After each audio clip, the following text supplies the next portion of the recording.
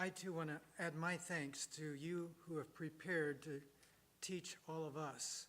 We are indeed very blessed. I'd like to make two responses to responses I've heard, and then one to the preaching as well. Implications of the gospel, all under that heading. Brother Jason was speaking of God's activity and our involvement, and the Bible verse that talks about what he was talking about in Philippians 2:13, for it is God who is at work in you, both to will and to work for his good pleasure.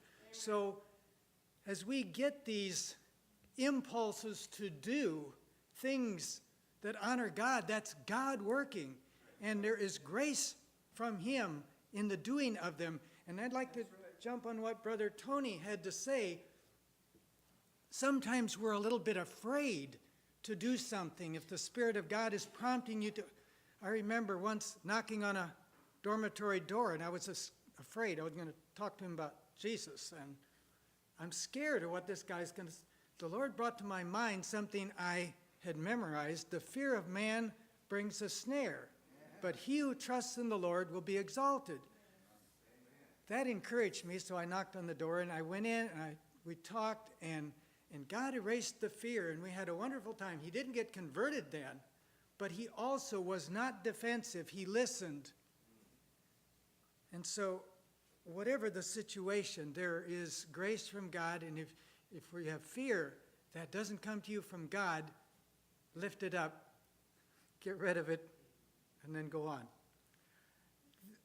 One of the implications of the gospel that occurred to me sitting here, that I think we're all doing kind of a complementary thing, thinking about various things the Bible teaches us or we have experienced.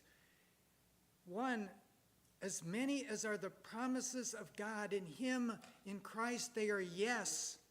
We can pray and ask God to fulfill those things we see in the scriptures that center in Jesus. Whenever you pray for the salvation of someone else, you're asking God to do what he wants to do. Glory to him.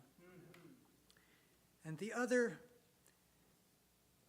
one of the things that I consider a major ongoing miracle of God is that he promises that all things, both good and bad, outwardly good and bad, that happen to his children, he works them for our good.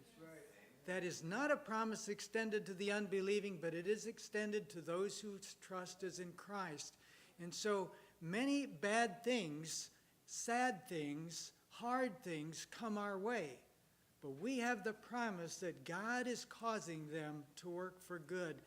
And that can really be a source of help and hope to continue on in the midst of tears, in the midst of pain and heartache, that God knows, he understands. In all their affliction, it says of Christ, he was afflicted. In the affliction of God's people, Old Testament Israel, God let himself feel their pain. He lets himself feel our pain. Be comforted, brothers and sisters, in your sorrows.